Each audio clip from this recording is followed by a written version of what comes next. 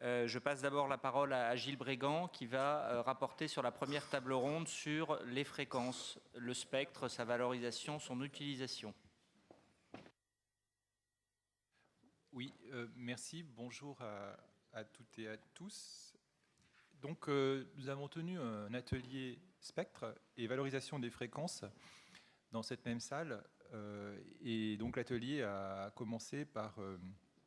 le but de l'atelier était de donner une vision globale de la valorisation du spectre et de préparer finalement l'attribution du dividende numérique en échangeant sur des questions comme les questions liées à la préparation du spectre, à la préparation des canaux et également des questions liées à la notion de valorisation, à la valeur du spectre.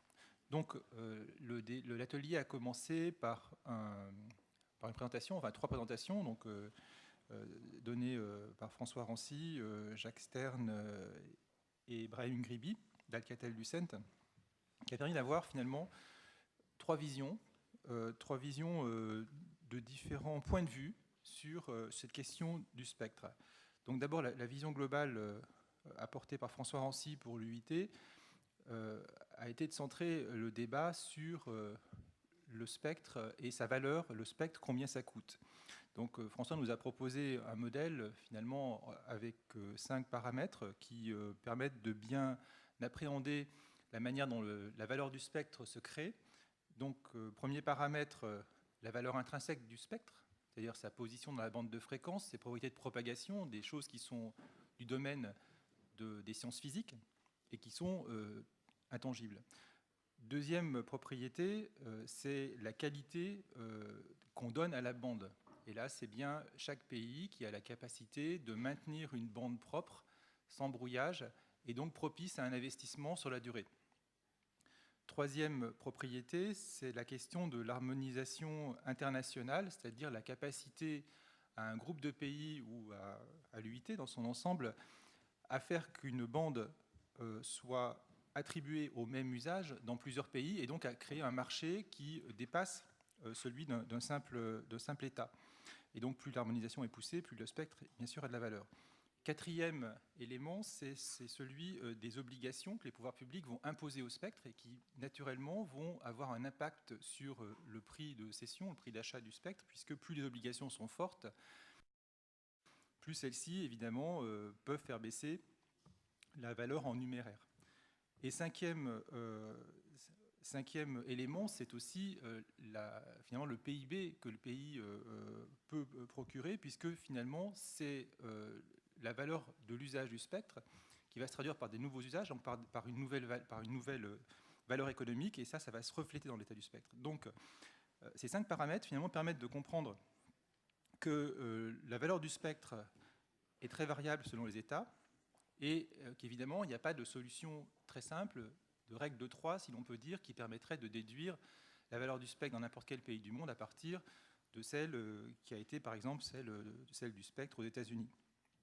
Donc, ça permettait donc d'avoir un premier modèle qui s'adaptait à beaucoup de situations et qui permettait d'appréhender finalement cette question.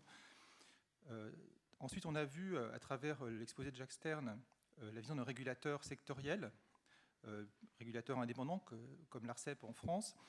Et donc, ce qu'il a mis en valeur dans son exposé, c'était que la valorisation du spectre pour les enchères qui ont eu lieu sur la 4G résultait d'une préparation de longue date dans laquelle avait été prise en compte d'abord l'évolution du cadre international et européen, ensuite des obligations d'aménagement du territoire, où Jacques Stern a montré que finalement c'était sur les bandes les plus basses, donc les plus portantes, les plus couvrantes, que portaient les obligations les plus fortes.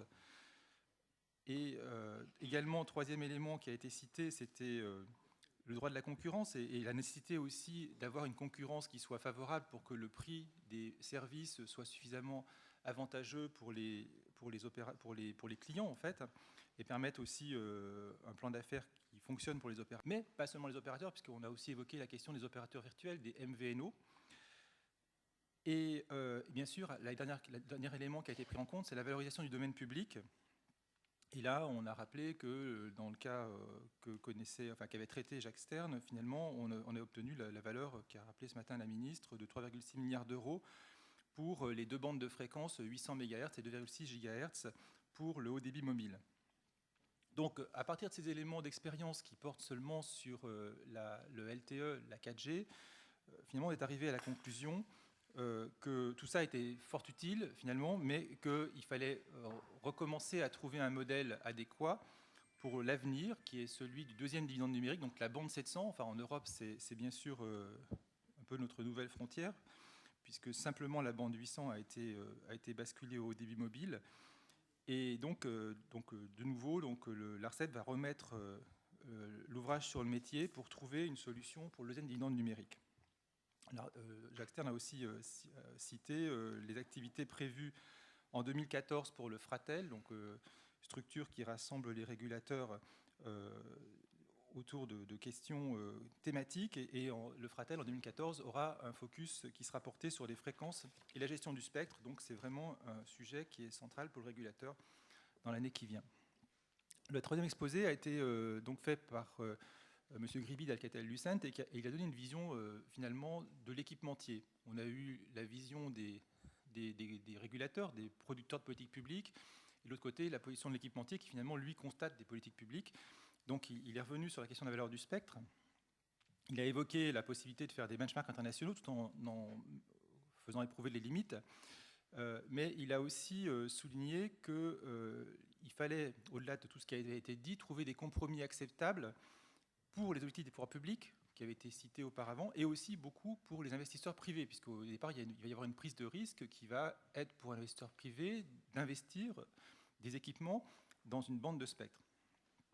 Donc, il a souligné qu'il fallait développer des secteurs vitaux autour d'une stratégie numérique qui permettait justement d'accroître la valeur de la bande qui allait être cédée. Il a aussi fait apparaître que les enchères sont une solution qui est bien sûr très connue et assez répandue, mais que ce n'est pas la seule, puisqu'il y a des voies aujourd'hui un peu minoritaires mais innovantes qui consistent par exemple à utiliser des partenariats publics-privés pour valoriser des bandes de fréquences, ou bien imaginer aussi des partages de bandes avec un opérateur de gros qui commercialise une bande passante aux opérateurs de détail, une sorte de généralisation des MVNO. Donc il a cité quelques exemples, et ça a permis à ce moment-là effectivement d'entamer la discussion. Donc on a vu à ce moment-là la partie plus ouverte évidemment et plus interactive de l'atelier se lancer. Il y a plusieurs sujets qui ont été évoqués. Donc d'abord, on a parlé de la question des éventuelles meilleures pratiques pour savoir s'il y avait finalement un modèle qui permettait de valoriser à coup sûr le spectre à la bonne valeur et d'avoir la bonne révélation de la valeur du spectre. Bon, on est arrivé à la conclusion, à travers les diverses interventions, que cette valeur, finalement, elle est assez difficile à établir, malgré les schémas qu'on proposait pour l'appréhender. D'abord parce qu'on est en train de découvrir cette méthode de vente du spectre sur des bandes de fréquences qui sont finalement assez réduites, mais aussi parce que cette valeur, c'est au fond le bénéfice que la société dans son ensemble va tirer de l'usage de cette bande de fréquences. Donc on peut bien sûr en obtenir une partie au début, en quelque sorte en coût de cession, mais ça va s'apprécier sur la durée en valeur économique et éventuellement en taxes qui pourraient être levées, cette valeur économique pour la société, et aussi en création de nouvelles activités. Donc chaque pays effectivement a sa spécificité. Ça va dépendre de la demande locale, ça va dépendre des usages locaux, de la manière dont chaque pays appréhende la mobilité, ce que font les gens traditionnellement. Et donc on n'a pas de méthode générale qui marche à coup sûr, mais on voit bien qu'il y a des éléments de comparaison. Après, on a évoqué aussi la question de la propreté du spectre sur la durée dans sa valorisation, qui apparaît forte. Et notamment, ce qui est important en Afrique, on l'a vu, c'est qu'on est arrivé à un accord de coordination qui est de niveau continental et qui fait qu'à partir de la mi-2015, toute l'Afrique aura une bande 700 qui sera propre, qui sera donc sans aucune occupation audiovisuelle. Et ça, c'est quelque chose de tout à fait remarquable, qui d'ailleurs n'avait pas été obtenu en Europe à la même époque, à l'époque où il avait été question de libérer la bande 800. Ce que l'Europe n'avait pas fait avant d'avoir mis en place la bande 800, l'Afrique l'a fait et va l'avoir mis en œuvre en 2015, c'est-à-dire que l'analogique soit arrêté ou pas, la bande sera libre. Donc le dividende numérique est possible à partir de mi-2015. Et donc ça a amené la question de savoir s'il était préférable de faire les enchères avant la CMR ou après la CMR. Donc on est arrivé à ce débat. Et ce qui apparaît, c'est qu'effectivement, il est utile, pour reprendre une expression, de ne pas vendre la peau de l'ours avant de l'avoir tué, c'est-à-dire en fait d'attendre le mois de juin 2015, donc la libération de la bande pour faire les enchères, mais que la CMR en tant que telle ne comportait pas d'éléments d'aléa tels qu'il faille attendre forcément la CMR pour ouvrir les enchères sur la bande 700, puisque à ce stade, la CMR 2012 avait finalement permis d'aboutir à un consensus suffisamment solide pour qu'il soit stable dans la durée. Donc il apparaît qu'il n'y a pas de grand doute sur ce qui sortira pour la bande 700 de la CMR, c'est-à-dire la limite basse, 194 MHz, et ses caractéristiques pour le haut débit mobile. Donc ça donne une indication effectivement sur les dates d'enchères possibles. En résumé, on n'a pas bien sûr pu épuiser le sujet de la valorisation du spectre, on n'a pas trouvé le mystère du schéma, comment dire, à 5 côtés que suggérait François Rancy, qui permettait normalement d'appréhender une valorisation. D'ailleurs, lui-même l'avait indiqué, c'est-à-dire qu'on n'a pas de valorisation à coup sûr du spectre qui soit facile à déterminer. Le spectre a une valeur, ça va dépendre de chaque schéma dans chaque pays.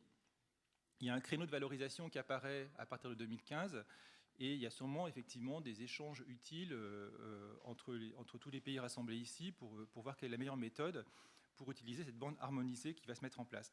Il y a également, je cite aussi le fait que l'UIT a rédigé un rapport sur le dividende numérique dont les références seront données aux organisateurs de ce sommet. Donc au total, finalement, une vision assez partagée de l'utilité de l'harmonisation, avec une assez grande différence locale sur la manière de valoriser au mieux le spectre, et finalement beaucoup de leviers disponibles pour chaque pays pour définir dans quel cadre ce spectre pourra être confié à des entreprises pour mettre en place des réseaux de haut débit mobile. Mais en tout cas, ce qui est certain, et ce qu'on a vu à la fin de cette table ronde, c'est que la question du dividende numérique allait se poser de manière frontale pour tous les pays autour de la table, et que c'était un débat sur lequel il fallait qu'on ait un échange qui soit probablement poursuivi au cours des mois qui viennent. Je vous remercie.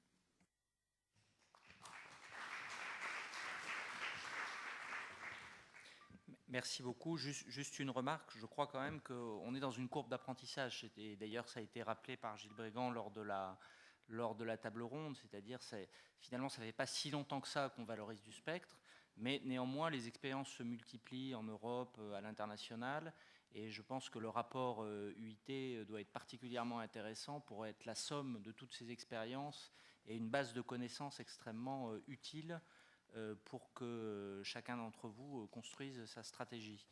On va passer maintenant aux questions, notamment de toutes les délégations qui n'ont pas pu assister à cette table ronde-là. Donc, vous avez la parole.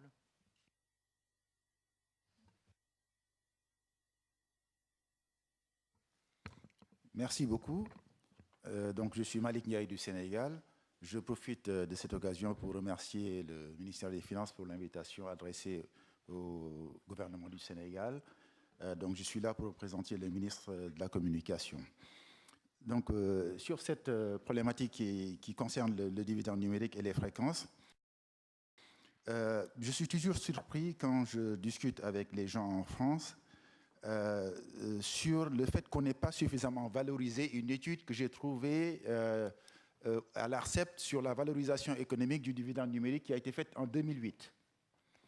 Et je peux vous garantir que cette étude-là, qui a été faite en 2008, est l'une des études les plus importantes, en tout cas dans les travaux que nous avons faits au Sénégal, pour pouvoir nous adresser aux autorités qui ne sont pas des technologistes. Si vous parlez à un ministre des Finances de technologie, ce n'est pas sa préoccupation. Mais vous lui montrez une étude qui a été faite par un cabinet Mason en particulier, et qui a été fait par des experts économistes, des juristes, des gens qui sont dans l'économie et qui vous disent que ces ressources technologiques, voilà comment il faut les valoriser, là, ils savent vous écouter. Et c'est justement sur ces choses-là, à mon avis, qu'on peut avoir une forme de coopération pour aider les régulateurs africains, qui sont souvent des régulateurs assez jeunes, 10 ans en moyenne ou moins, à passer de la régulation technique à la régulation économique et pouvoir s'adresser aux autorités de nos pays qui ont des préoccupations de ressources financières. Et cela n'est pas encore fait. Et je pense qu'il y a quelque chose à faire dans ce domaine-là. Et je voudrais qu'on insiste davantage sur cette forme de coopération pour valoriser. Parce que l'essentiel de nos pays ont perdu le premier dividende. Et si on ne fait pas attention, même sur le deuxième dividende, on ne saura pas suffisamment comment le valoriser. Et c'est maintenant qu'il faut poser le débat du point de vue économique. Merci. Merci. Gilles, peut-être vous voulez faire une remarque. Une remarque rapide. Enfin, je réponds un peu à la place de Jacques Stern qui a dû nous quitter pour un problème de conflit d'agenda. Mais bon, il y a d'autres personnes de l'ARCEP qui sont sans doute dans la salle, donc c'est sur leur contrôle. Mais effectivement, le sujet a été abordé par l'ARCEP à travers sa thématique spectre pour le Fratel. Donc il y a probablement un cadre aussi pour débattre de ces sujets-là. Et c'est vrai aussi que bon, l'agence a beaucoup l'agence des fréquences a beaucoup de contacts et de coopération avec plusieurs pays dans cette salle qui peuvent aussi nous permettre d'échanger sur nos compréhensions mutuelles de la question de la valorisation du spectre. Bon, nous, on est beaucoup en relation avec des pays d'Europe, puisque bon, on est inséré dans le schéma européen. En fait, il y a des choses qui sont finalement plus proches qu'on l'imagine sur la manière dont on met en place la valorisation du spectre. C'est ce que résumait d'ailleurs François Rancy par le modèle qu'il a présenté. Simplement, ce qui est certain aujourd'hui, c'est que comme finalement l'essentiel du spectre n'est pas encore vendu, et on en est très loin, on n'a pas aujourd'hui une approche qui est vraiment simple, économique, théorique sur cette valorisation, et on est en train de la découvrir au fur et à mesure qu'on la met en place. Donc il y a une phase de transition qui va durer sans doute quelques années, et c'est finalement en faisant qu'on apprend, c'est notre cas ici, en tout cas nettement aussi, puisque la prochaine étape du dividende numérique, la bande 700 dont on parle en France, c'est pas très facile de mettre une étiquette sur le produit. À ce stade, on ne sait pas quelle est la valeur de cette bande. Et pourtant, on en a déjà vendu un morceau. Donc, c'est quelque chose qui est vraiment très conjoncturel. Il faut qu'on approche, et quand on aura peut-être vendu de nombreuses bandes de spectre, alors, dans beaucoup de pays, on aura un marché continu du spectre et on saura combien ça coûte. Mais on n'a pas vraiment de bourse du spectre qui soit active tous les jours, et donc on découvre en fait cette valorisation. Mais justement, c'est raison de plus pour avoir un échange et peut-être avoir des coopérations pour essayer d'approfondir le peu de choses qu'on sait.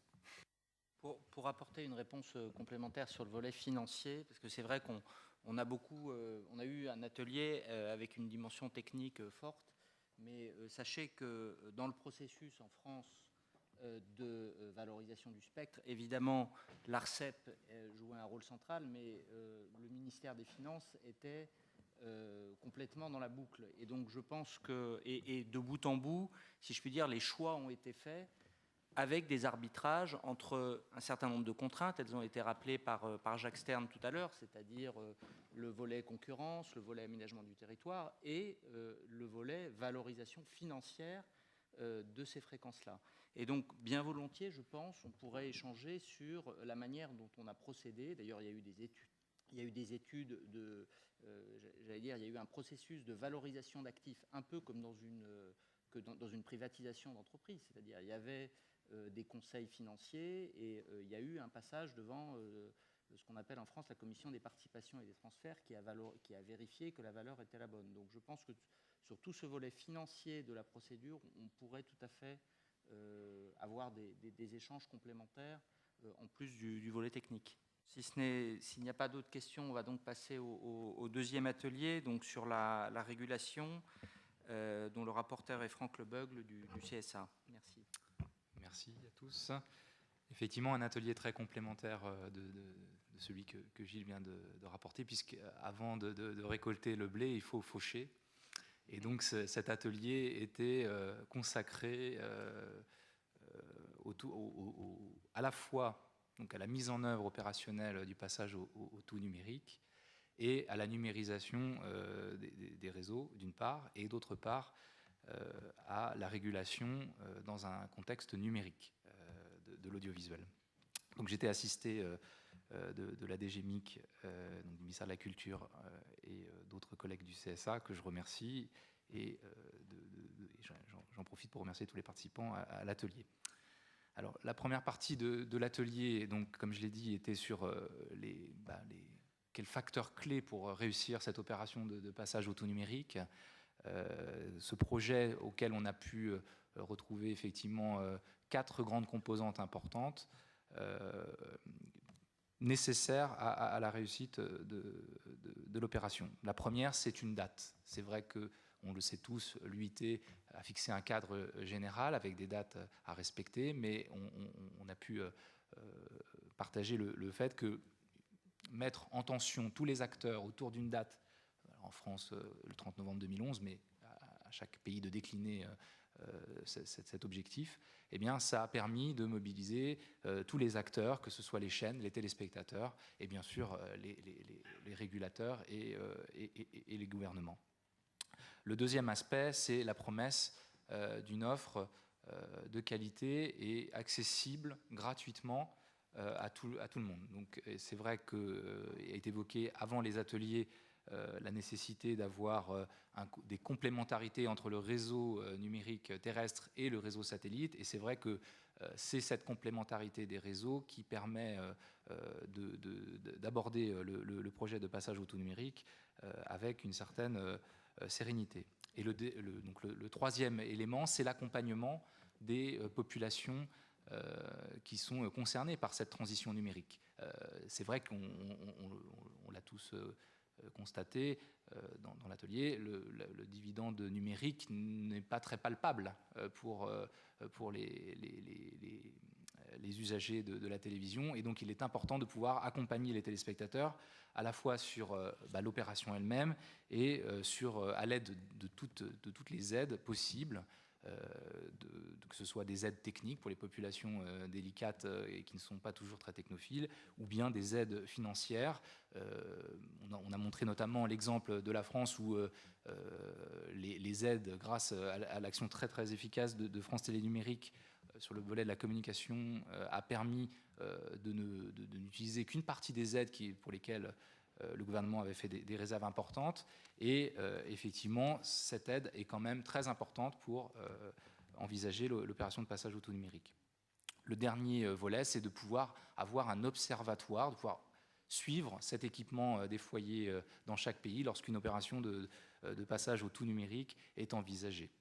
Alors, sur ce premier point de l'atelier, il y a eu des questions très concrètes sur faut-il imposer des doubles diffusions ? Est-ce que c'est absolument nécessaire de passer par cette étape douloureuse financièrement pour les chaînes et d'avoir cette double diffusion ? Faut-il un encadrement juridique ? Donc c'est vrai qu'on a rappelé qu'il faut laisser le temps, même si il est important de rappeler une date butoir, il faut laisser le temps au foyer de s'équiper, de bénéficier des aides lorsqu'elles sont mises en place et d'avoir cette possibilité d'aller expérimenter l'offre numérique audiovisuelle étoffée par rapport à ce qu'ils ont en analogique. Donc cette période de double diffusion, après un débat, paraît quand même très important pour la bonne réussite. Et puis une petite... Alors certes, nous n'avions pas un atelier très technologique, mais il a été quand même... il y a eu une petite discussion sur les normes de diffusion qu'il fallait choisir. Il est évident que tous les pays qui ont encore l'opération de numérisation devant eux ont la possibilité d'aller sur une norme plus performante que le DVB-T, DVB-T2 bien évidemment, et c'est quand même pour un handicap de moins que d'avoir la possibilité d'aller tout de suite à une norme de diffusion plus efficace, parce qu'elle est à la fois mûre technologiquement, elle est efficace pour le spectre et pour libérer des dividendes numériques, comme Gilles l'a dit, qui se profilent devant nous, et puis elle est surtout à un prix abordable puisqu'elle est désormais déployée dans beaucoup de pays, y compris en Europe. Alors la deuxième partie était plus centrée sur la régulation audiovisuelle. Nous avons rappelé la manière dont le CSA avait participé dans le cadre législatif rappelé par le ministère de la Culture, avait accompagné le déploiement de la TNT, donc tout le processus d'autorisation, de sélection des nouvelles chaînes, puisque c'est quand même ça le bénéfice. Il y a un dividende numérique audiovisuel aussi, puisque c'est la promesse de plus de chaînes qu'en diffusion analogique. Et donc tout ce processus a été décrit puisqu'il y a différents modèles de régulation audiovisuelle. Une bonne partie de la discussion s'est concentrée sur la constitution de ce qu'on appelle l'opérateur de multiplex. Il faut regrouper au sein d'une même fréquence des éditeurs qui sont concurrents entre eux parfois, et donc qui n'ont pas toujours les mêmes objectifs. Donc une bonne partie des échanges lors de l'atelier ont consisté autour du modèle. Faut-il un opérateur de multiplex qui soit confondu avec l'opérateur de diffusion, parce que peut-être certains pays ont encore des monopoles de diffusion, donc faut-il avoir deux entités séparées? Faut-il délivrer une autorisation à l'opérateur de diffusion et laisser ensuite la constitution de bouquets, ou bien faut-il garder un rôle important du régulateur audiovisuel dans la sélection des chaînes elles-mêmes, avec un enjeu qui a été évoqué par certains représentants, un enjeu tout de même certes économique. Si on se met dans les mains d'un monopole, va-t-on faire des économies de diffusion? Ces réseaux numériques, même s'ils permettent de diffuser plus de chaînes sur une fréquence, sont quand même peuvent être coûteux, et il peut y avoir aussi un enjeu démocratique. Confier à un opérateur, a fortiori s'il est étranger, l'ensemble de la diffusion de chaînes d'un bouquet numérique peut être problématique, alors que certains pays ont pointé les progrès faits dans ce domaine sur le respect du pluralisme des différents acteurs. Voilà, donc c'est là-dessus qu'a porté l'essentiel des discussions sur le deuxième point. En conclusion, donc, pour que le blé soit vraiment récolté et utilisable, je crois que le mot de conclusion apporté par Louis de Brassia, président de France Télénumérique, était vraiment celui qui a permis de synthétiser le mieux. Ce passage au tout numérique, cette régulation numérique, elle n'a de bénéfices. Elle ne peut être vue de manière bénéfique par les territoires, certes, parce qu'ils vont pouvoir bénéficier de couverture de réseaux mobiles, mais pour eux, concrètement, c'est aussi la promesse d'avoir une offre audiovisuelle gratuite, homogène. Les couvertures, Louis de Brassia le notait, est souvent très hétérogène en analogique. Donc c'est la promesse d'avoir une couverture égalitaire dans les territoires et très homogène. Et c'est vraiment un point crucial. Alors, même si je représente le CSA, je ne sais pas s'il y a un représentant de l'ARCEP, il y a eu quelques questions sur faut-il, pour cette régulation de l'audiovisuel, faut-il faire converger les régulateurs des contenus et les régulateurs des contenants, des tuyaux? Et donc, on a simplement, je crois, reconnu tous ensemble que ce n'est pas tellement le développement de la TNT qui pose le problème du rapprochement des régulateurs. On peut très bien avoir un régulateur des tuyaux qui régule la diffusion et un régulateur des contenus qui régule des contenants, qui régule les contenants. Ça fonctionne plutôt bien et le modèle français en cela en est une preuve. En revanche, effectivement, mais ça dépassait largement l'atelier, c'est les nouveaux usages numériques qui peut-être posent cette question de rapprochement des régulateurs, mais sur un aspect qui dépasse largement la problématique de la TNT elle-même. Voilà pour ce qui concerne l'atelier. J'en profite pour remercier à nouveau tous les participants à ce débat animé souvent. Nous allons pouvoir passer au troisième atelier, donc sur les contenus. Madame Évelyse Blanc-Deleuze, s'il vous plaît, si vous pouvez rapporter sur ce troisième atelier.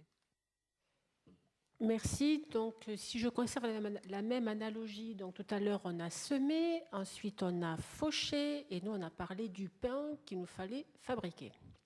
Puisque quand on parle de contenu, quand on parle de transition vers le numérique, quand on parle de nouvelles chaînes, avant tout, on parle quand même d'attractivité d'une future offre télévisuelle pour convaincre les populations de passer naturellement à la télévision tout numérique.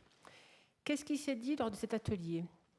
La première question a été de se dire avec une technologie DVB-T2 MPEG-4, cela signifie que sur un multiplex, on pourra mettre jusqu'à, en fonction des types de modulation choisis, jusqu'à 15, voire même peut-être plus, 20 chaînes.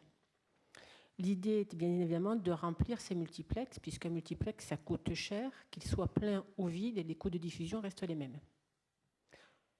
Néanmoins, la question a été posée, c'est que développer un nombre de chaînes dans un pays doit être la décision d'allocation de la ressource et du nombre de diffusion, du nombre de chaînes autorisées, doit fortement dépendre de la capacité du pays à pouvoir supporter ce nombre de chaînes.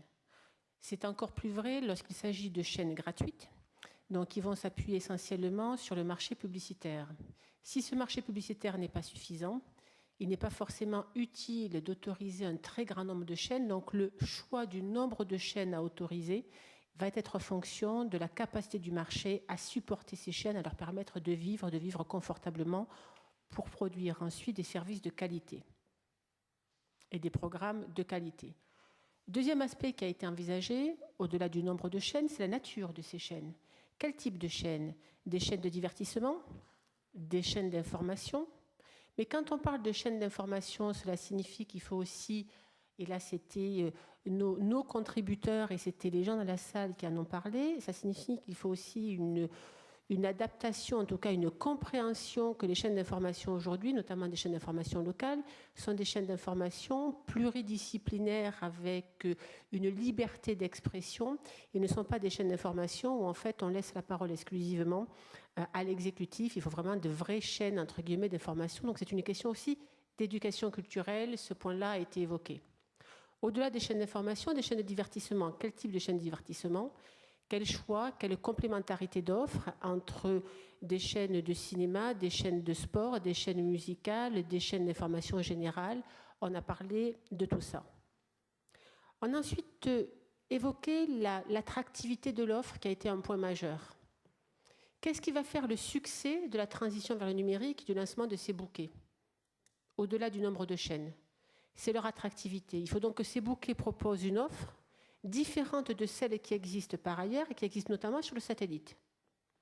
Il y a une espèce de consensus qui s'est développé il faut une offre avec des chaînes complémentaires en termes de thématiques qui couvrent toute la gamme que je viens d'évoquer, mais il faut surtout des chaînes qui offrent du contenu local et qui offrent du contenu de proximité. C'est la clé du succès. Qu'est-ce qu'on entend, ou qu'est-ce qu'en tout cas mes interlocuteurs et les participants à l'atelier ont entendu par contenu local, contenu de proximité? C'est quand un contenu produit effectivement localement, soit au niveau de la nation, c'est-à-dire au niveau de l'État, soit au niveau de la sous-région, avec donc un système de collaboration, d'échange et de coopération inter-États. Mais pour produire ce contenu, comment le financer? Produire un contenu de qualité sur un plan local signifie un financement. Donc il faut à ce moment-là trouver le financement. Deuxième consensus trouvé, c'est que cette production locale devrait être initiée au départ par des chaînes privées essentiellement. Et ensuite, le tout devrait être ensuite animé par l'État, c'est-à-dire avec un renforcement de l'opérateur ou un renforcement du régulateur qui donnera ces autorisations, mais en tout cas avec une initiative et des initiatives renforcées de la part des chaînes privées essentiellement. Comment le régulateur peut-il favoriser l'émergence de cette production locale, de ce marché local? Alors quand je dis local, c'est ce marché sous-régional, francophone. On a pris l'exemple du Nigeria. Le Nigeria, ça fonctionne parce qu'il y a un bassin de population extrêmement important. On va trouver le même bassin de population au niveau des pays francophones, à condition qu'il y ait une véritable coopération. Comment financer le tout? Alors, il y a des axes de financement qui ont été évoqués. Cela peut être dans les autorisations qui seront données, mettre, écrire, donner des obligations de diffusion d'œuvres locales. C'est imposer aussi des obligations de diffusion d'offres locales, mais des obligations de production d'offres locales, qui pourra aller crescendo en fonction de la situation financière des entreprises, c'est-à-dire des chaînes de télévision, et qui pourra aller crescendo, qui pourra augmenter globalement, surtout pour ne pas tuer dans l'œuf le marché, mais au contraire favoriser l'éclosion de ce marché-là. Qui dit imposer ou en tout cas créer des quotas de diffusion et des quotas de production, à nouveau, comment le financer? Peut-être par un système de taxation. Quel type de taxation? On sait que les chaînes publiques de vos pays sont des chaînes qui ont très peu d'argent. Ces chaînes privées qui vont émerger sur des marchés publicitaires qu'il va falloir booster auront aussi peu d'argent. Donc, où trouver ce cash, où trouver ce financement? Pourquoi pas des idées de taxes? Pourquoi pas une taxe sur la consommation GSM, la consommation de portables, à une condition? Une idée, entre autres, il peut y en avoir d'autres, avec une condition qui a été nommément citée, c'est que si prélèvement d'un fonds et instauration d'un fonds de financement de cette production locale ou sous-régionale, il faut impérativement veiller à ce que ce fonds-là, qui serait collecté, soit réellement attribué à la production locale et ne disparaisse pas ailleurs dans d'autres types de financement. Donc ça, c'est le deuxième point qui a été évoqué. Troisième point qui a été évoqué, ça a été l'interactivité. Parce que qui dit transition vers le numérique, dit aussi émergence de nouveaux services, en tout cas de nouvelles capacités, avec une démonstration de ce qui pourrait être fait à travers une norme, le HbbTV, qui est compatible et qui est d'ores et déjà incluse dans la norme DVB-T2, donc c'est parfaitement compatible, mais ce qui signifie que lorsque vous allez imposer la norme, ou en tout cas imposer en termes d'importation, de fabrication des décodeurs de téléviseurs, pour que ces services interactifs demain puissent exister, cela signifie qu'il faut impérativement que ce logiciel ou ce mode de communication HbbTV soit d'ores et déjà inclus. S'il n'est pas là, ça signifie que ces services interactifs ne seront pas utilisables par les populations. Si vous imposez l'obligation que l'HbbTV soit présent dans ce DVB-T2, dans les équipements qui seront diffusés, concrètement, cela signifie quoi? Cela signifie l'émergence possible de nouveaux services. On a vu de la télévision enrichie, oui, bien sûr, des informations complémentaires aux programmes qui pourraient être donnés. Mais c'est aussi l'émergence possible de nouveaux services où on quitte stricto sensu le domaine de la télévision pour aller dans celui de l'e-éducation ou de la e-santé, ou pourquoi pas de la e-gouvernance, ou pourquoi pas faire transiter, puisque le HbbTV permet de faire transiter des informations par le broadcast et par le broadband, faire transiter des informations économiques comme le prix des matières premières ou autre chose. Donc, les services interactifs sont parfaitement compatibles et doivent être pris en compte dans l'émergence de cette offre de contenu, notamment de contenu enrichi, promise ou en tout cas possible grâce à la TNT, grâce à la transition vers le numérique. Je vais être brève, j'espère ne rien avoir oublié. On a donc, si je dois résumer nos différents échanges, c'est que pour que cette transition vers le numérique soit un succès, il faut offrir des programmes de qualité, il faut veiller à un nombre de chaînes en adéquation, en tout cas de chaînes gratuites, en adéquation avec ce que le marché peut supporter. Il faut avoir une production locale de qualité. Pour avoir cette production locale de qualité, il faut faciliter l'émergence d'un marché local de la production, d'un marché sous-régional de la production, à travers l'instauration d'un fonds de financement qui peut être obtenu de différentes façons, et ne pas oublier l'émergence de services interactifs grâce à la norme HbbTV. Merci de votre attention.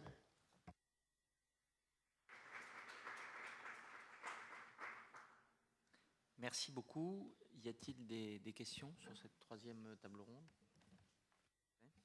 Merci, Monsieur le Président. Parmi les pistes qui ont été soulevées par Évelyse, j'ai entendu la solidarité entre les secteurs des télécoms et de l'audiovisuel par une sorte de taxe. Je n'ai pas entendu parler de la télédistribution. Est-ce que les acteurs de l'audiovisuel qui font dans la télédistribution ne peuvent pas être une source de financement, d'autant plus que les opérateurs télécoms eux-mêmes peuvent être des acteurs de la télédistribution. En ce moment-là, la pilule passerait mieux. Parce qu'en fait, chez la plupart des opérateurs, en tout cas en Afrique, le service audiovisuel est considéré comme un service à valeur ajoutée et non pas un service de télévision pur. Donc, ils font de la télévision en étant des opérateurs télécoms en toute gratuité et en le considérant comme un service à valeur ajoutée comme l'Internet. Et donc, une taxe, une redevance sur la télédistribution pourrait être une source de financement assez intéressante. Je ne sais pas si la question a été évacuée ou elle n'a pas du tout été abordée. Merci. La question n'a absolument pas été évacuée. En fait, la problématique que nous avons eue a été tout simplement une problématique de temps. Nous avons consacré 1h30 à cet atelier sur les contenus en se disant, en sortant de là, que c'était loin d'être suffisant. Aujourd'hui, il y a un constat qui est fait. Donc, pour répondre à ta question, Malik, non, ça n'a pas été évoqué, mais ça n'a pas été évoqué parce que ce n'est pas une bonne idée ou parce que c'est une bonne idée, c'est simplement par manque de temps. Je crois qu'il est nécessaire de créer et de générer un fonds de financement pour cette production locale. Toutes les bonnes idées sont à mettre sur la table et ensuite à chacun des pays de choisir celle qui lui semble le plus adéquate par rapport à sa propre situation. Maintenant, ce qui a été dit aussi lors de cet atelier, c'est que c'est très très court. Moi, je voudrais faire un commentaire. On se focalise aujourd'hui beaucoup sur les notions techniques de choix de normes, de fréquences, de compatibilité des différentes fréquences, faire en sorte qu'il n'y ait pas d'interférence, etc., de régulation. C'est normal puisqu'on est au début de ce projet-là. Maintenant, Étienne Fiat, ce matin, a dit quelque chose de très juste, c'est que le succès de la transition ne pourra passer et ne pourra s'effectuer qu'à condition d'être capable de proposer une offre attractive. Or, cette offre attractive de demain, il faut la construire dès aujourd'hui. Donc, c'est véritablement un point important, ça ne se fait pas comme ça en un jour. Et la suggestion qui a été faite en dehors de l'atelier, mais que je me permets de faire là aujourd'hui maintenant, c'est de se dire que la notion de création de contenu et la notion de gestion de ce contenu pour ces futurs bouquets TNT pourrait faire l'objet, en tout cas, d'une étude et d'un partage d'expérience beaucoup plus long, parce qu'en 1h30, c'est clairement très, très insuffisant. Merci. D'autres questions? Oui, s'il vous plaît. Merci beaucoup. J'aimerais, madame, que vous m'expliquiez clairement un cadre de coordination inter-État dans le cadre de la diffusion des contenus. Je prends un État comme le Nigeria et un petit État voisin qui est le Bénin. Okay? Il y a un diffuseur au niveau du Bénin qui sollicite un certain nombre de canaux qui ne sont pas justifiés au niveau du Bénin, mais justifiés au niveau du Nigeria parce qu'il y a beaucoup de téléspectateurs. Donc, dans le cadre de la coopération, ils diffusent les contenus qui sont vus au Nigeria. Est-ce que vous pensez qu'au Bénin, dans le cadre de cette coopération, on peut justifier l'octroi de plusieurs canaux? Et comment l'État béninois pourra gagner derrière cette coopération en termes d'attribution des fréquences? Alors, là, si vous me permettez, monsieur, je ne répondrai pas à votre question, qui est plus une question liée à la technique, à l'attribution des fréquences, qu'une pure question liée au contenu. Donc, je laisse monsieur Rancy, Gilles, François Rancy ou Gilles Bréguin répondre à votre question.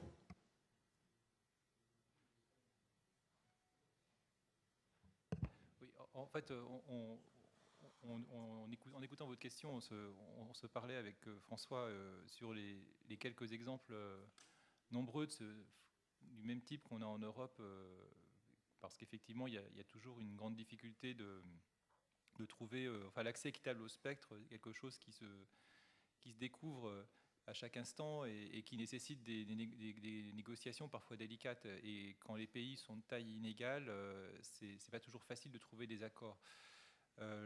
Alors, du coup, comme le début de votre question a provoqué cet échange, du coup, j'ai pas entendu la fin de la question, mais je pense que je peux y répondre. Mais quelle était la fin de la question?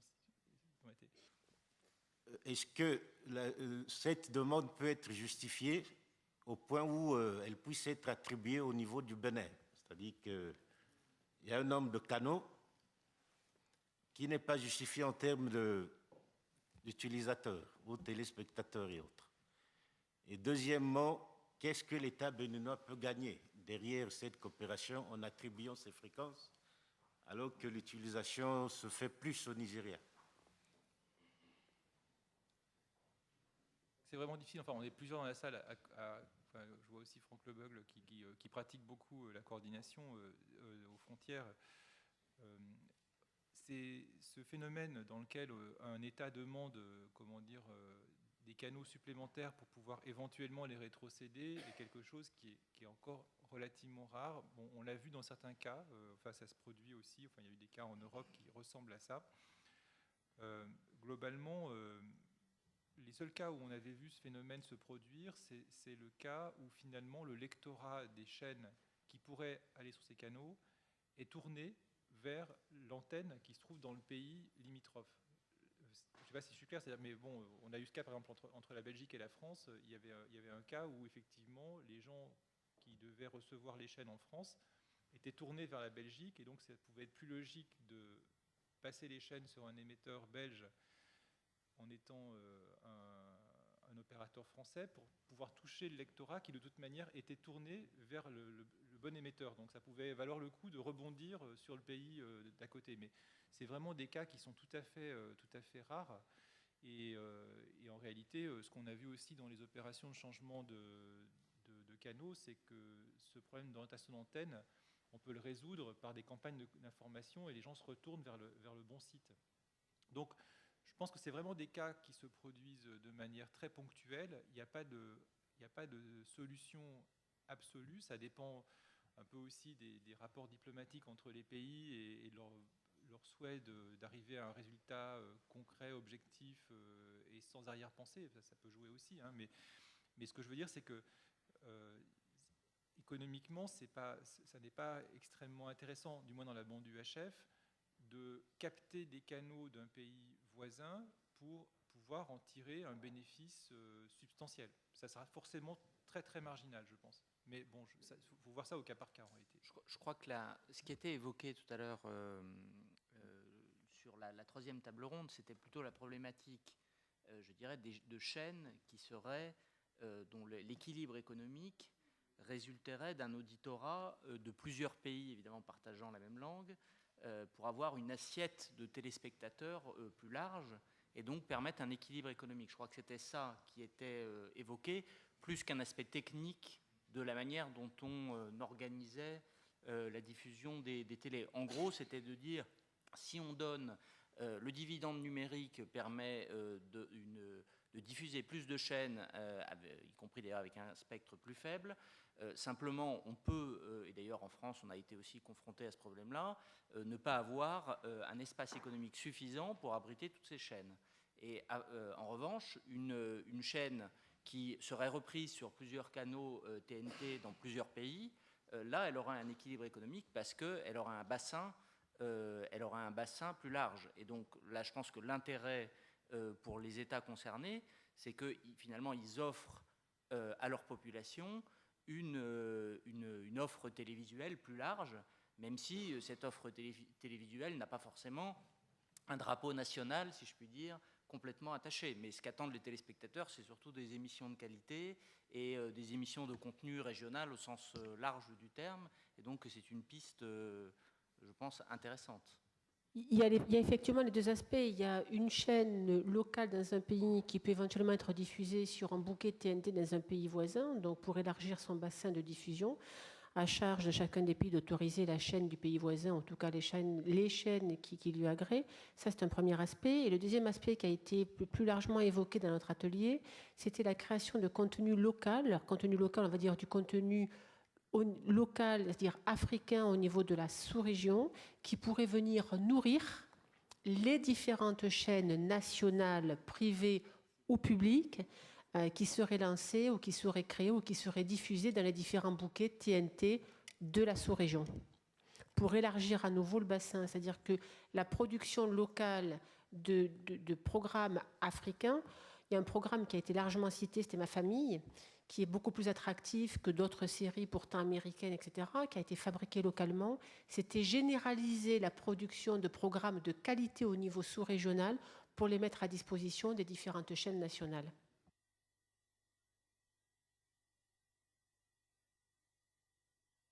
Est-ce que ça répond à peu près à votre question? Pas tout à fait. si je comprends mieux la question, du coup, bon, en réalité, il y a quand même deux aspects. Soit le programme est un... Soit le programme est un programme qui est reçu sur l'intégralité d'un pays, et dans ce cas-là, il est sur les sites du pays concerné, les sites de diffusion, et dans ce cas-là, c'est un programme qui, de toute manière, est autorisé par le pays en question. Donc, on peut très bien décider dans un pays d'autoriser des chaînes qui sont faites ailleurs. Ça se produit dans beaucoup de pays.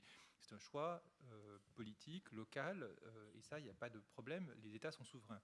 Soit c'est ce que vous évoquez, c'est-à-dire c'est un programme finalement qui est diffusé dans une zone frontalière où là on rentre un petit peu en résonance avec des problèmes de coordination. C'est ce qu'on appelle finalement en Europe, par exemple, ça se produit de manière massive avec ce qu'on a appelé à l'époque les radios périphériques sur les grandes ondes, avec par exemple le Luxembourg qui avait une antenne qui permettait de couvrir l'intégralité de la France avec une station bien connue. Et donc c'était un moyen finalement de couvrir une zone qui était bien plus grande que le Luxembourg et de capter de la publicité sur un marché plus grand que le Luxembourg pour faire fonctionner une radio qui d'ailleurs existe toujours et fonctionne.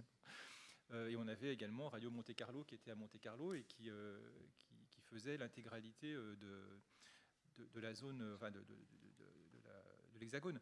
Donc ce que je veux dire tout à l'heure, c'est qu'on peut avoir ce phénomène à la marge dans l'UHF, mais comme la portée de l'UHF est finalement beaucoup plus faible que la portée des grandes ondes, il sera en général marginal. Alors peut-être effectivement, sauf dans le cas de pays de petite taille qui pourraient être intégralement couverts par ce phénomène-là. On l'a en Europe, hein, c'est un cas bien connu aussi, par exemple, des pays de la zone qui va la Slovénie jusqu'à l'Albanie, qui en fait sont très couverts par l'Italie, et où finalement il y a une concurrence qui existe entre les chaînes italiennes et les chaînes locales, puisqu'elles sont reçues par-dessus l'Adriatique avec la même puissance. Et là, finalement, c'est des points qui reviennent notamment au niveau du RSPG, et aussi d'ailleurs au niveau de l'UIT, puisque ces pays-là ne sont pas consentants et considèrent qu'il y a un problème de privation de canaux, parce que la négociation de coordination n'a pas eu lieu et qu'il y a finalement plus de diffusion. Il devrait y en avoir. Et là, c'est un problème de brouillage avec une plateforme brouillage internationale et des négociations diplomatiques parfois assez tendues avec les opérateurs qui utilisent ces canaux. Mais normalement, si la coordination est faite de manière équilibrée, on peut bénéficier des chaînes étrangères dans tous les pays limitrophes, mais sur un espace relativement court, parce qu'il y a le relief et puis il y a l'UHF qui porte moins loin. C'est un bénéfice pour les frontaliers, finalement, parce qu'ils ont à la fois les chaînes de leur pays et les chaînes du pays à côté. Donc, bon, ils ont une ouverture sur ce qui se passe de l'autre côté de la frontière. Mais normalement, la coordination est là pour consentir à ça ou pas.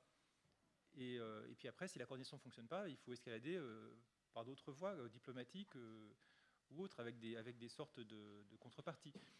Mais je pense que souvent, c'est quelque chose qui quand même reste un effet frontalier, en fait. Et je ne suis pas certain qu'on puisse complètement solvabiliser, comment dire, comme la couverture de l'UHF n'est pas très, très, très forte, je ne suis pas sûr qu'on puisse solvabiliser une chaîne de télévision uniquement par l'empiètement sur les frontières en respectant les accords de coordination. En France, on a eu des petits soucis, par exemple, à une époque, parce qu'on considérait que les Français allaient chercher de la publicité à Genève par-dessus la frontière, parce que c'est un pays où, malgré tout, il y a quand même un revenu assez important. Bon, on a eu des débats avec la Suisse et on a fait interrompre les opérateurs qui utilisaient la publicité suisse sur des antennes françaises. Et donc, on a réglé le problème comme ça. Mais je pense que en fait, les États gardent complètement la main là-dessus. Et il faut qu'ils n'hésitent pas à garder la main, justement.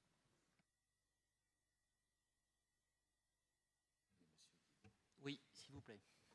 Oui, puisque je suis interpellé par l'exemple donné par le frère congolais. Je dois le dire tout de suite que sur le plan financier, il n'y a pas d'apport à attendre. C'est certain, parce que les structures étant indépendantes de part et d'autre, il n'y a pas grand-chose à attendre. Mais sur le plan de la construction de l'intégration régionale, c'est un progrès. Que des peuples se retrouvant de part et d'autre, à travers une ligne fictive appelée frontière, puissent partager le même programme. Ça crée un brassage, ça crée une communalité de destin. C'est tout ce que nous pouvons dire. Mais sur le plan des revenus, implications en publicité, consort, ce n'est pas possible. Nos systèmes étatiques étant très rigides, il serait difficile de faire un glissement harmonieux pour dire tel pourcentage de publicité peut être converti à l'autre frontière, l'autre partie de la frontière, alors qu'ici, il n'y en a pas. Okay? Mais il y a une chance qu'on aille quand même dans une démarche communautaire et que le marché puisse s'agrandir. Et à partir de ce moment-là, nous avons, comment je vais dire, un marché. L'économie de marché serait en marche, greffée vraiment sur l'approche audiovisuelle des choses.